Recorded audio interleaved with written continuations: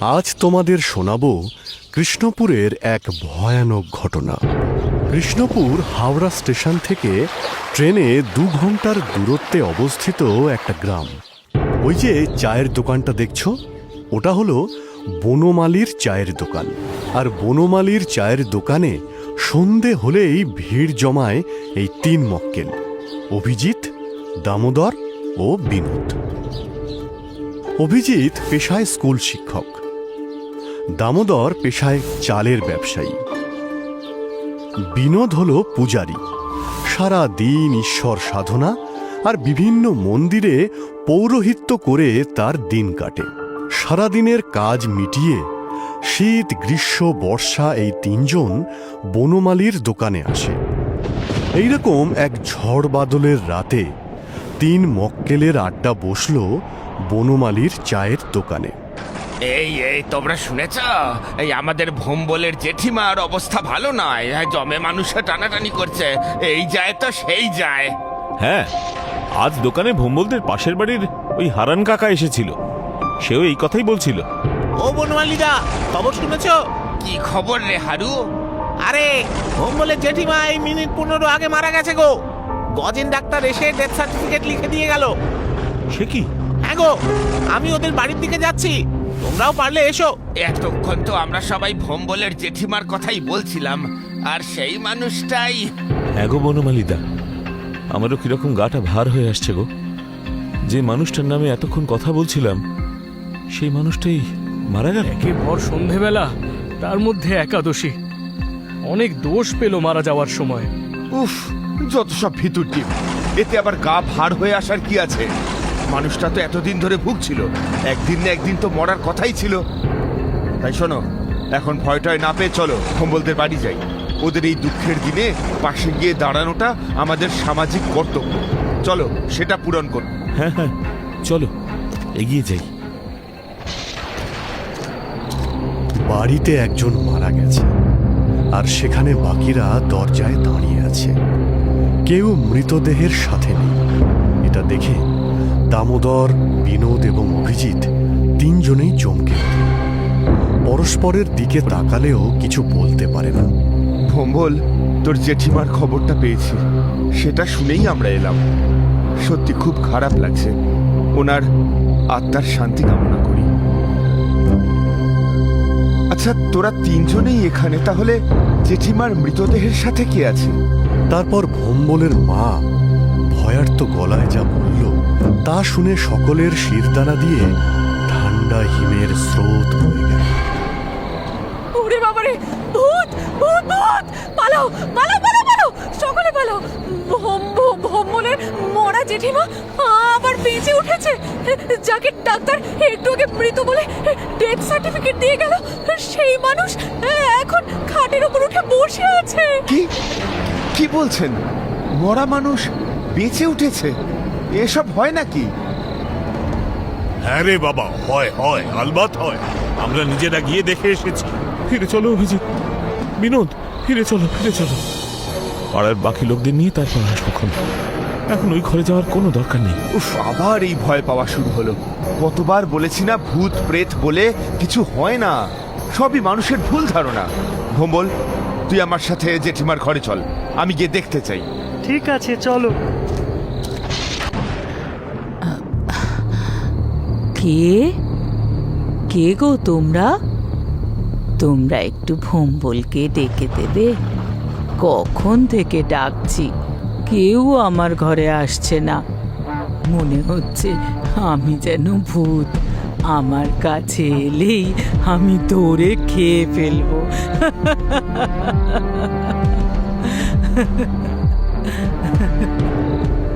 ভোম্বলের জেঠিমার এই কথা শুনে ভোম্বল আর অভিজিৎ দুজনেই বেশ ভয় পেয়ে গেল।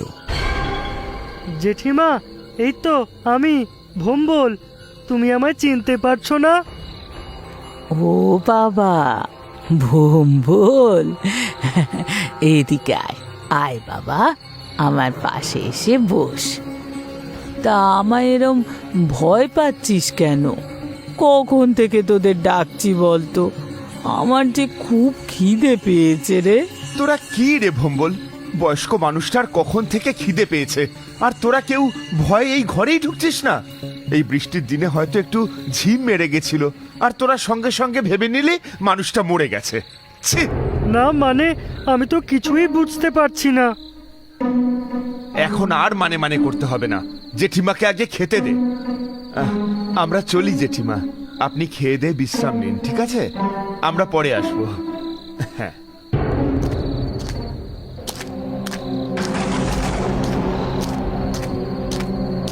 অভিজিৎ, বিনোদ, একটু দাঁড়াও তো। আমার মনে কিছু প্রশ্ন ঘুরছে। বলো, কি ভাবছো? কেসটা কি হলো বলো তো? এতগুলো লোক যে মানুষটাকে মৃত ভাবল, সেই মানুষটাই হঠাৎ করে খাটের ওপর উঠে বসে পড়ল। মরা মানুষ জ্যান্ত হয়ে গেল। আরে বললাম না, জেঠিমার বয়স হয়েছে। এই বৃষ্টির মধ্যে হয়তো শরীরে অক্সিজেনের পরিমাণও কমে গিয়েছিল, তাই দেখে বাকিরা সবাই ভেবে নিল যে বুড়ি মরেই গেছে। আচ্ছা অভিজিৎ, বলো তো, ডাক্তারও ভুল দেখলো? সেও জ্যান্ত মানুষের ডেথ সার্টিফিকেট লিখে চলে গেল। আরে তোমরা তো জানোই গজেন ডাক্তারের কতটা বয়স হয়েছে, চোখে ছানি পড়েছে, ভালো মতো দেখতেই পায় না। কি দেখতে কি দেখেছে? আরে ভাই, মানুষটা মরেনি, বেঁচে আছে, এতে তো সকলের খুশি হওয়ার কথা, তা না? আমি কিন্তু খুশি হতে পারছি না। হাওয়ায় যেন কারুর অকাল মৃত্যুর আভাস পাচ্ছি। আরে কি সব বলছো পুরুত? এই দেখো, ওইসব নিয়ে অত ভেবো না তো। চলো, রাত্রি অনেক হলো, যে যার বাড়ি ফিরে যাই।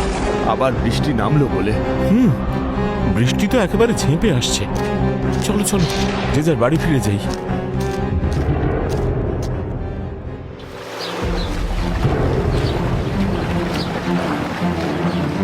এই ঘটনার ৩-৪ দিন পর থেকে গ্রামের মানুষের জীবন আবার স্বাভাবিক ছন্দে ফিরে আসে।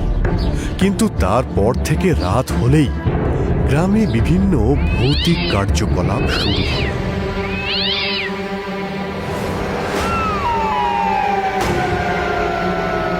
গ্রামের প্রায় সকল বাড়ি থেকেই গবাদি পশু উধাও হতে শুরু করে। আজ কারোর ছাগল ছানা উধাও, হয়তো কাল কারোর হাঁস, তো পরশু কারোর মুরগি। গ্রামবাসীদের তো মাথায় হাত। ভয়ে সন্ধে হলেই ঘরের দোর আটকাতে শুরু করে দেয় গ্রামবাসীরা।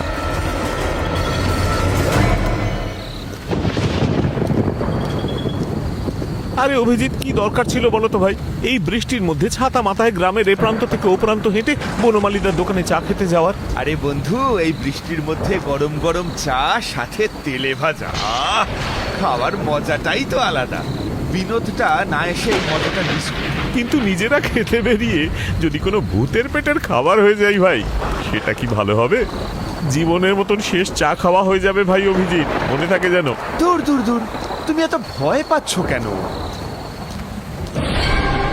ভাই দামোদর, এই বৃষ্টির মধ্যে ওখানে কে বসে আছে? আরে সত্যি তো। এই, ওই গাছের নিচে তুমি কে? ওখানে বসে কি করছো? কি হলো, কথা কানে যাচ্ছে না? আমি কিছু জিজ্ঞেস করছি তো।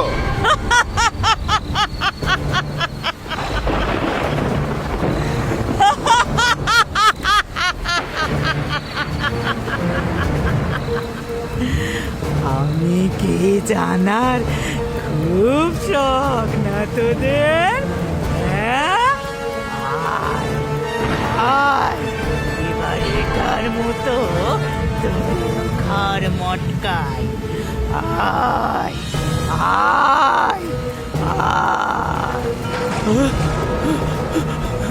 পালাও পালাও ভাই পালাও, ওদিকে গিয়ে আর লাভ নেই। যদি প্রাণে বাঁচতে পারি তাহলে এরকম চা অনেক খাওয়া যাবে। পালাও পালাও অভিজিৎ, পালাও। আমার মায়ের পায়ের জবা হয়ে ওঠ না ফুটে মন, আমার মায়ের পায়ের জবা হয়ে ওঠ না ফুটে মন। কি ব্যাপার ভাই, তোমরা এত ভোরবেলা মন্দিরের দরজার সামনে বসে আছো কেন? কি বলবো ভাই বিনোদ, কাল রাতে আমাদের সঙ্গে যা ঘটেছে সেটা ভাবলেই আমার এখনো সারা শরীর কাঁপছে। সারা রাত বাড়ি ফিরতে পারিনি। কেন, কি এমন হয়েছিল যে তোমরা রাতে বাড়ি ফেরোনি? শোনো, আমি তোমায় সব খুলে বলছি। এই, ওই গাছের নিচে তুমি কে?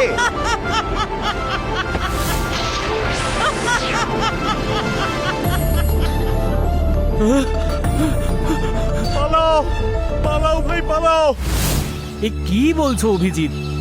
তুমি একজন শিক্ষক মানুষ হয়ে হঠাৎ ভূত পেতে বিশ্বাস শুরু করলে? আমি শুধু নিজের চোখে যা দেখেছি তাই তোমায় বললাম মাত্র। আমার একার ভুল হতে পারে, কিন্তু আমার আর দামোদর দুজনের একসাথে একই ভুল কি করে হয়? তোমাদের কি সেই বুড়িটার মুখ মনে আছে? ওরে বাবারে, মনে থাকবে না? আর আমাদের আসল ভয়টা ওখানেই, কারণ ওই বুড়িটার মুখটা ছিল সম্পূর্ণ ভোম্বলের জেঠিমার মতো। কি আবোল তাবোল বলছো? মানুষটা বিছানার সাথে মিশে গেছে। সে নিজে কোনো মতে কষ্ট করে বিছানা থেকে ওঠে, সে কিনা গ্রামের রাস্তায় গবাদি পশু মেরে খাবে। আরে হ্যাঁ, তুমি বিশ্বাস না করলেও এটাই সত্যি। ওই চোখ, ওই মুখ আমি কোনোদিনও ভুলতে পারবো না। আচ্ছা আচ্ছা ঠিক আছে, তোমার মনে হচ্ছে তো আমরা ভুল করছি। চলো চলো তাহলে আমরা তিনজনে মিলে এখন একবার ভোম্বলদের বাড়ি যাই, সেখানে গিয়েই দৃশ্যটা দেখি। ঠিক আছে, তাই চলো। হ্যাঁ, আমিও যাব।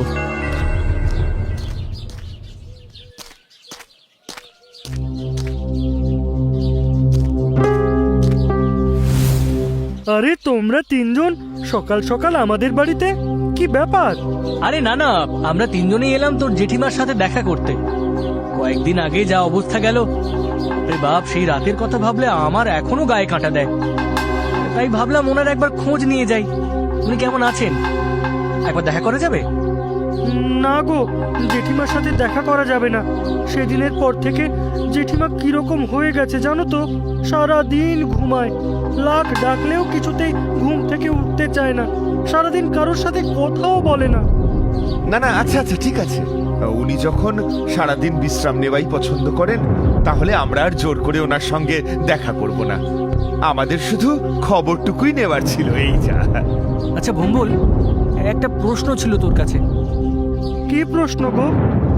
আচ্ছা, গ্রামের যে এত বাড়ি থেকে হাঁস, মুরগি, ছাগল, সব গৃহপালিত পশুরা গায়েব হয়ে যাচ্ছে, তোদের বাড়ির কি অবস্থা? এটা তো আশ্চর্য ব্যাপার গো। যেখানে গ্রামের সব বাড়ি থেকে হাঁস, মুরগি, ছাগল হুটহাট করে গায়েব হয়ে যাচ্ছে, সেখানে আমাদের বাড়িতে এরকম কিছুই ঘটেনি। হাঁস, মুরগি, ছাগল সব তো দিব্যি ঘুরে বেড়াচ্ছে। বাহ বাহ বাহ, এ তো খুব ভালো কথা। ভালো হলেই ভালো। আচ্ছা ভোম্বল, আমরা তাহলে এখন চলি। অভিজিৎ, দামোদর, তোমরাও চলো। আরে তোমরা বলছিলে না তোমাদের কি একটা জরুরি কাজ আছে, তাড়াতাড়ি যেতে হবে। চলো চলো চলো, জেঠিমার খবর নেওয়া হয়ে গেছে, এবার চলো। হ্যাঁ, আসলাম রে। আচ্ছা বিনোদ, কি বুঝলে বলো তো? আমরা তো কিছুই বুঝতে পারলাম না। ব্যাপারটা আমার সুবিধের লাগলো না। ভোম্বলের কথায় বুঝলাম জেঠিমা অসুস্থ, বিছানা থেকে উঠতে পারছে না, বাড়িতেই থাকছে। তাহলে গতকাল রাতে আমরা গাছের তলায় কাকে দেখেছিলাম? ওই জন্যই সন্দেহটা প্রগাঢ় হচ্ছে। শোনো, তোমরা দুজনে আজ সন্ধেবেলা ভোম্বলদের বাড়ির পেছনের ঝোপে আমার সাথে দেখা করো তো। আশা করি সব রহস্যের সমাধান আজকে রাতেই হবে।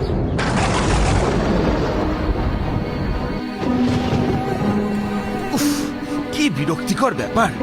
সেই সন্ধ্যা থেকে দাঁড়িয়ে দাঁড়িয়ে রাত হতে চললো, এক তো বিনোদের দেখা নেই, অন্যদিকে ঝোপ ঝাড় অন্ধকারে মশা ছিঁড়ে খাচ্ছে। সত্যি তো, আর যে কতক্ষণ দাঁড়াতে হবে বুঝতেও পারছি না। উফ, কি মশারে বাবা! তোমরা তৈরি তো? কতক্ষণ ধরে দাঁড়িয়ে আছি বলো তো ভাই বিনোদ? আমাদের আসতে বলে তুমি নিজেই গায়েব। আমি ভাবলাম হাঁস মুরগির মতো তোমাকেও কেউ তুলে নিয়ে গেছে। আমি মন্দির থেকে কিছু জিনিস আনতে গিয়েছিলাম, পরে কাজে লাগতে পারে। আরে এটা তো এই বিনোদ, অভিজিৎ, এটা তো জেঠিমার ঘর। জেঠিমার ঘরের জানলা এখন কে খুলল? চলো সবাই চুপচাপ জেঠিমাকে অনুসরণ করে সামনের দিকে এগিয়ে চলো। কেউ ভয় পাবে না, তিনজনে একসাথে থাকবে।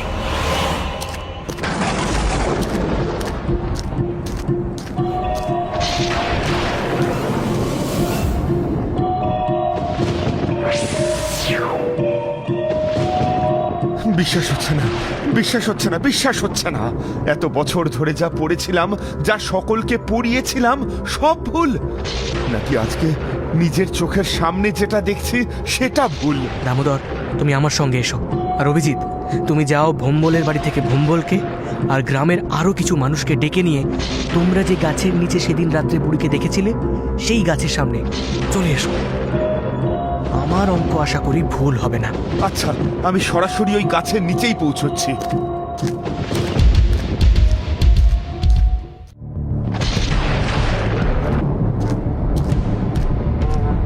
ওই যে ওই গাছটা, হ্যাঁ হ্যাঁ, ওইটাই।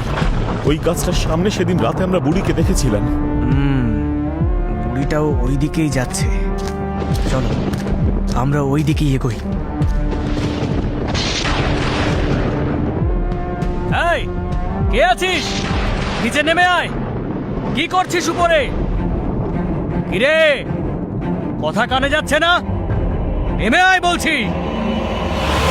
আমি তো ভোম্বলের জেঠিমা, আমায় চিনিস না? না, আমি জানি তুই ভোম্বলের জেঠিমা নোস। তোর আসল পরিচয়টা দে। আমি বললাম না আমি ভোম্বলের জেঠিমা। হবে রে, তোর সাথে সোজা কথায় কাজ হবে না। দাঁড়া।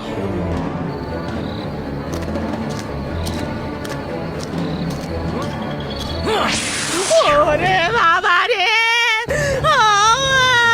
জ্বলে গেলাম রে, পুড়ে গেলাম, মরে গেলাম রে, মরে গেলাম। ওরে ওরে, আর দিস না, ওরে ওই ধুলো দিস না। আমি বলছি আমি কে? আমি হলাম গৌরী চৌধুরী। আজ থেকে 30 বছর আগে আমি এই গ্রামেই থাকতাম। ওই ভোম্বলদের বাড়ির পাশেই আমার বাড়ি ছিল। এক বর্ষার রাতে এই পথ দিয়ে যাওয়ার সময় পা পিছলে ওই পুকুরে পড়ে যায়, আর পুকুরে ডুবে আমি মরে যাই। আমার বাড়িতে নিজের লোক বলতে কেউ ছিল না। এই গ্রামের লোকগুলো এতটা শয়তান ছিল যে কেউ আমার কোনো সৎকারের ব্যবস্থা করেনি। ভোম্বলের জেঠিমার শরীর ছেড়ে দে, নইলে আমি তোকে বন্দি করে রাখবো। অতই সোজা নাকি? এত বছর পর আমি একটা শরীর পেয়েছি, আর এই শরীর আমি ছাড়বো না। এবার তোদের গ্রামে ঘোর বিপদ, ঘোর বিপদ।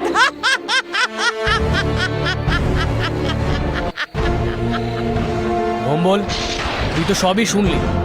তার মানে তুই বুঝেই গেছিস এই গাছের ওপরে যে আছে সে তোর জেঠিমা নয়। তোর জেঠিমা সেই দিন রাতেই মারা গেছে। তাই আর দেরি না করে নিজের হাতে এই গাছে আগুন লাগিয়ে দে।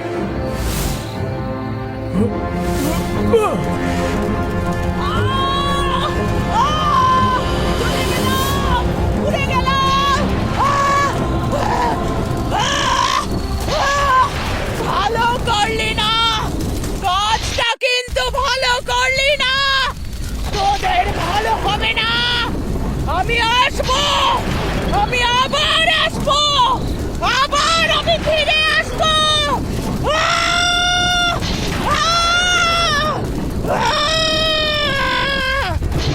জানি না মৃতদেহ কতটা পুড়বে। শোন ভোম্বল, তোর জেঠিমার সৎকার করার সময় গৌরী চৌধুরীর আত্মার পিণ্ডদানের ব্যবস্থা করিস। 30 বছর ধরে অতৃপ্ত হয়ে ঘুরে বেড়াচ্ছে এই গ্রামে। এবার যেন সে মুক্তি পায়।